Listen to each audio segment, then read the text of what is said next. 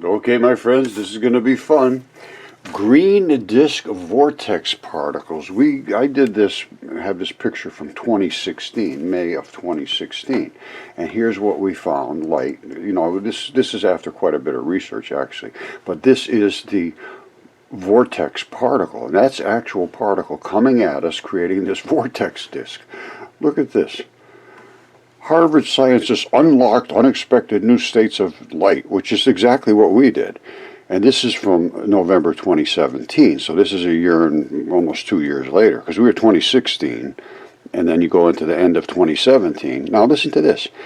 They are showing basically, and I sent this to Harvard, I sent it to all of them to try to see if they could jump in, and apparently Harvard did, because Harvard has legally protected all intellectual property related to the project and is currently seeking commercializations.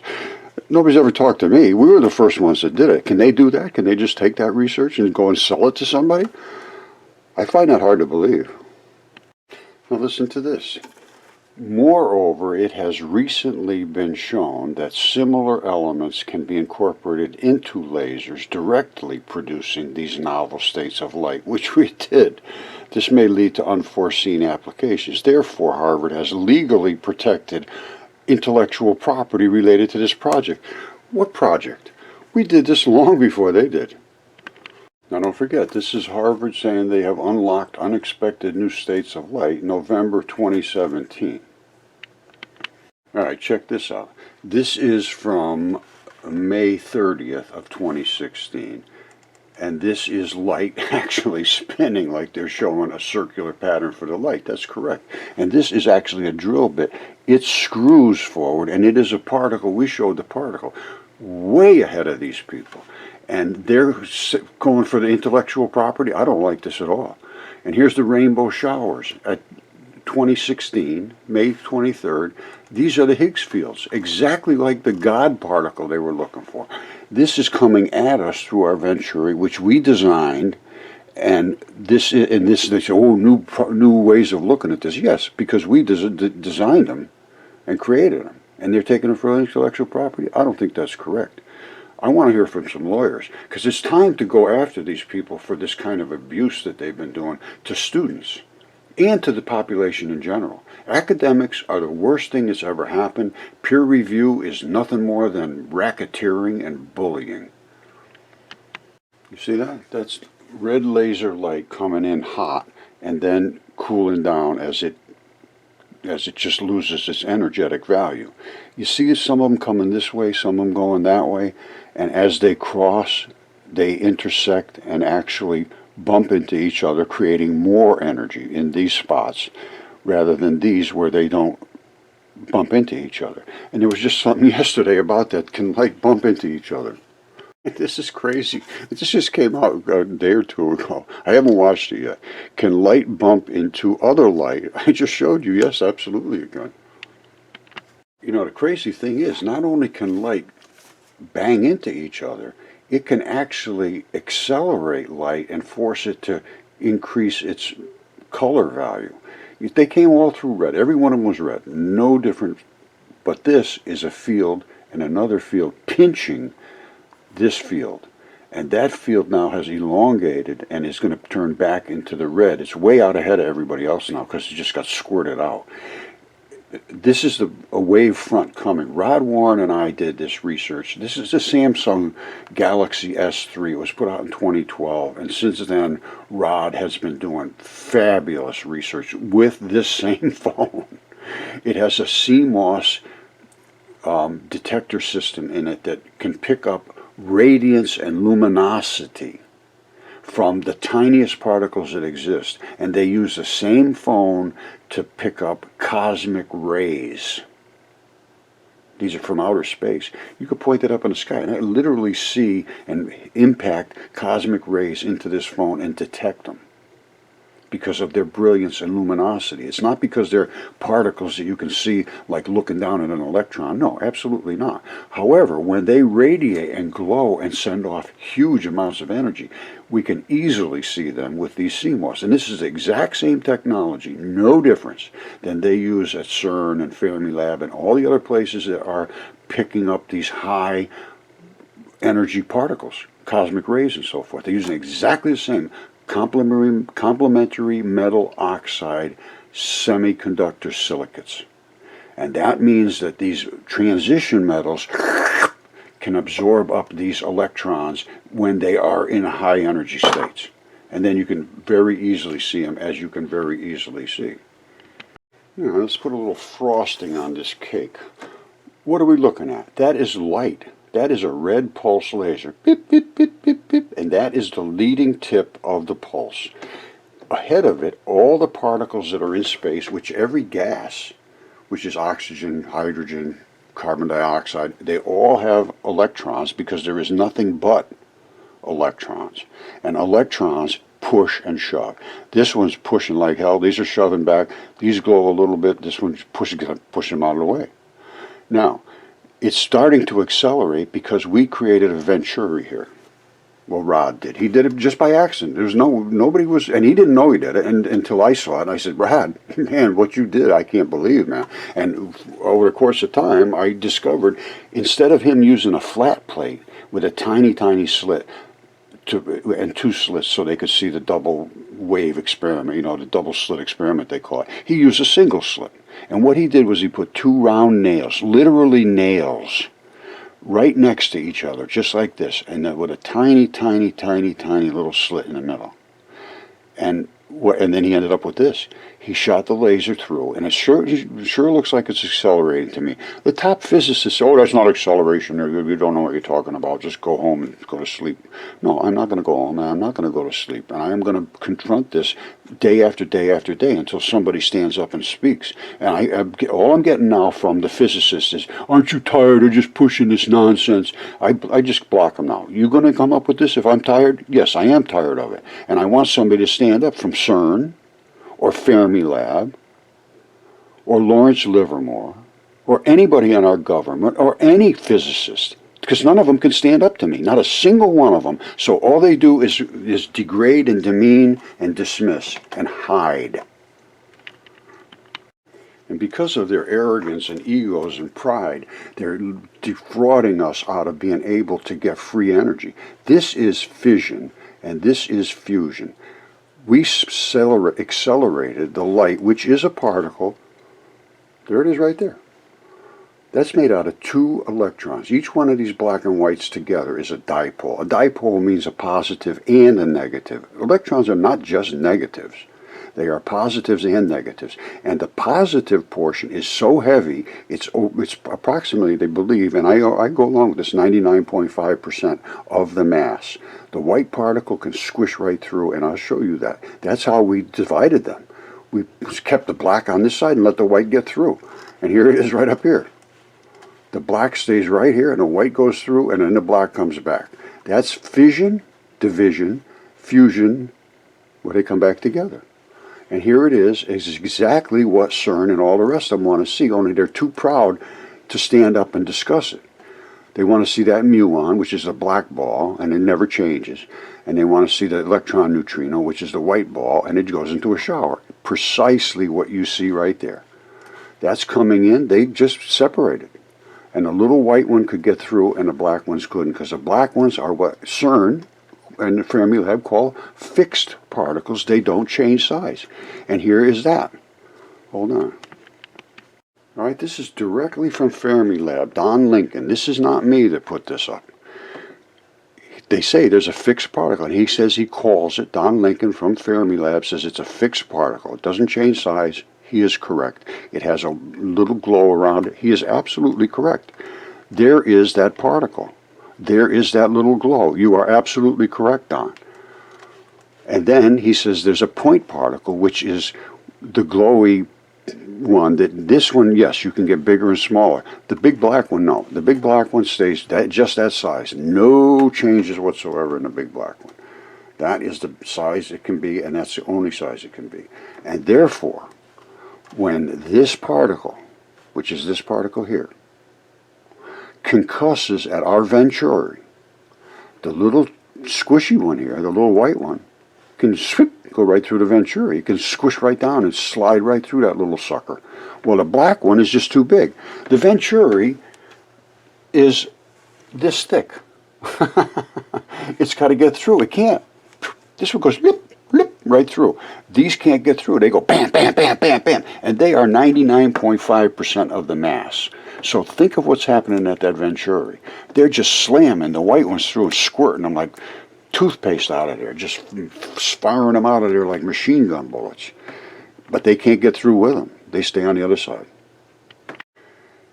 Now, we've been showing this for at least 6 or 7 years. And I did videos after videos of papers. I tried to contact everybody, stonewalled. And now I see Harvard wants to take IP credit for this kind of work that we just did. We separated. We had fission. We had fusion. It's time to stand up to these people. They have literally taken over as the dictators. Literally, they're the dictators now. And they have a group of thugs, which are called peer review people, that only will do what they are told to do. And if they step outside the boundaries of what everybody else says, they will be destroyed. It's turned into just a game of how to game the populace and force you to kneel to them and kiss their ring and say, yes, yes, yes, you're right, you're right, you're right. I don't care about this. No, none of the reality here means anything anymore. It's if they will give you a piece of paper to say that you're allowed into society to be productive. That's how you become productive. Thinking for yourself is done. Okay, I'm sorry to take that kind of a tone. I just get very, very frustrated. This is 50 years ago. Well, in 1968, I was in the Army. And I was working on Nike Hercules missile systems. And I got deep into physics and chemistry and all. I mean, as deep as you could get. And I wrote all kinds of papers saying, this is not right. You guys are wrong. The core has to be a dipole. There is no such thing other than dipoles. And I kept writing paper after paper after paper. And I couldn't get anybody to listen, not a single one. And they wanted to give me trouble on every layer. And I said, there's only dipole to dipole interactions. That's it, case is closed. And I went on to destroy Rutherford's atom. It was wrong. Bohr's postulates, totally wrong. The transfer of all energy, is from atomic particles, which we call light. They're also called electrons, into atomic vapor. Right? That's heat, it's light, it's energy, is atomic vapor. And I went through everything. There's nothing I didn't do. I did all the chemistry, thermochemistry, I did light and heat, and just everything, the whole 9 yards. There was nothing I didn't get into. And therefore, I could stand before anybody. So nobody could say, oh, you don't know this, you don't know that. Yes, I do. You don't know it. That's the problem. You don't know it. Light is energy. Light is energy. This is case closed. The nature of light is energy. That's all there is. I did this so if somebody wants to stand in front of me and say, oh, Roger, you got that, well, come on. Let's hear your because I got some on my own. And that's why I'm so frustrated. And again, I don't mean to be harsh or nasty, but I just find it hard to deal with these people anymore. And I think we should just get some legal people and say, this is wrong. What you people have done to the students is wrong. I call it fiduciary failure. They're there to support the students with truth. Not just say, if you repeat what I tell you, we'll give you a piece of paper, then you're good to go. That's indentured servant, basically. Because they're taking out a ton of money in loans to pay these people to get that piece of paper. If you don't have that piece of paper, you're done. And if you don't get it from one of these top universities, they just treat you like an idiot anyway. I was talking to my son the other day. He's talking about going to law school. Yeah, but you got to go to Yale or Harvard, one of those. Otherwise, you're just another idiot. And he's right. He's right. And I said, I'll tell you what, I'll pay for you to go to law school if you will turn around and sue Yale or Harvard for their practices that they are doing, which I claim to be, first of all, it's fiduciary failure to the students. They're acting in the students' best interest, supposedly, to make them have a better life. And right now, they are just filling their heads full of nonsense. So as far as I'm concerned, That's a given. It's a fiduciary failure. Now, I'm not going to go into fraud and all of that business, but, you know, if you won't confront, well, let me put it this way. If you look up and put in investigating academic fraud, what it will say is it's plagiarism, somebody stealing my work, let's say, or complete intentional denial of relevant information that is presented and denied and dismissed. That they say that's fraud. Now that's the words of investigators of academic fraud. How you handle it, I don't know. But if I was a student, I'd want my money back. I'm going to tell you that right now. I would go to a lawyer and say, I want to sue and get my money back. If they won't just automatically refund my money, let's sue. And that would open up a door for a class action lawsuit. And I mean, every student, as far as I'm concerned, is in that mix. It's not going to end up well, I don't think, because what I'm showing you is just the mud fossil research is just unbelievable. And that was all of them, Harvard, Yale, and I have the people there. David Reich at Harvard said, no, you can't get blood out of rocks, and he still won't respond. Neither will Derek Briggs at Yale. And I did all of the things they asked for: CAT scans, DNA testing, anatomists, get the anatomy, get the chemistry, everything was done, still refused to examine. And I'm sure they're going to be taking credit for it very soon. So I think it's time we stand up in a group. We have to get some kind of big group going on here. And I can't do that. I'm too old. I presented the evidence. I've been dismissed. I've been degraded. I've been demeaned. And I'm pissed off. Okay, so let's just sum it up. And again, I'm sorry to get upset. I mean, if it was just incompetence, which is terrible incompetence in academia, unbelievable. But if it was just incompetence, I could, I wouldn't be so upset. I'd just, oh, come on, please, please, please. And I would continue to get them, because then they would engage. But to refuse to engage, and with all the evidence I presented, that's not just incompetence. We have a whole nother level of problem here.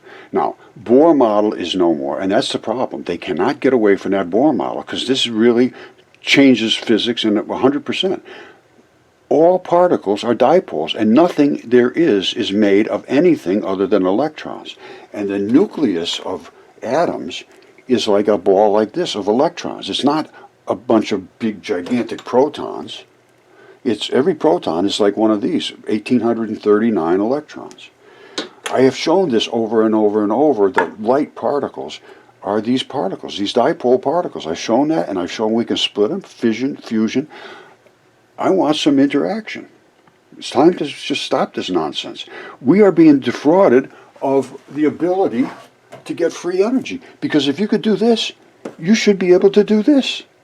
Take that laser and increase that light potential by fission and fusion 200 times. If we could do that, we could get free energy, drive your car, you'd never have to buy gasoline again. How about that? That's why they're so upset at me coming around. All right, this is cold fission and fusion. We added no extra energy whatsoever other than this Venturi. If, and I am saying if, I can't prove this yet, if we could put a solar harvester right in here before they fuse back together, we should be able to get scads of energy. This should be 200 times the input value. If it's correct, I don't know. It sure looks like it to me. And if it is, this is your grid. You could carry this in the woods, plug anything into it, and you're up and running. And have any power you want. Positive, AC, DC, 50 cycle, 60 cycle, you just click, click, click, click, click, whatever you want. And then just plug into it and bring your house up, a car, or anything. Never have to do anything other than that, because it would repower itself. And here's how it would do it. This is the way it would work. The power coming out of the laser draws 5 watts of energy. Very small amount, let's say. I'm just throwing these figures out. I'm not saying these are the figures precisely, because this whole thing has to be engineered. But I can tell you right now, if you can accelerate light like that, they claim, not my claim, their claim, 207 times. it increases the energetic value of the particle. And I certainly can see that. A huge increase, I mean just gigantic, as you can see. Now, if we can somehow harvest this, and there is these new thin film transition metal solar panels. They're not made for outside. They won't hold up outside like the silicon ones do. But they are made to receive deep orbital energies. That means that all of this light, instead of just being able to receive one frequency, you can receive all the different frequencies of light in here and turn them back into electrons. Boom! Out they come, because of being able to absorb all of those levels. Silicon dioxide, silicon panels, they can't absorb the way all these different transition metals. They're called perovskites or something like that now, percosivites. But all they are is transition metals, and then they just spray them on thin film as a layer passes by. Zinc and aluminum and copper and all the way down. And then when you hit that with light, they just eat up those electrons. And then you would have to force them down somehow. This is where the engineering comes in. And then force them into your battery packs and whatever. It's basically harvest them, just like they're doing out of a solar panel now. Very, very similar. And that would be contained in a box like that. Something this size should be able to power your house. Because these little LEDs are microscopic, absolutely microscopic, and the output of them is absolutely unbelievable. And the receiver is going to be very small too. So you could have a whole banks of these inside of something this small. And then you put it through your filters, your capacitor, this and that, whatever you have to do, and voltage regulators and all of that business to make you all these different capabilities. And that right there should be able to power a house, a car, throw a few of them in. You can do an airplane, helicopters, boats. And once they're built, that's it, they're done. And they're built out of the most cheap materials there are, semiconductors. They're made out of basically sand.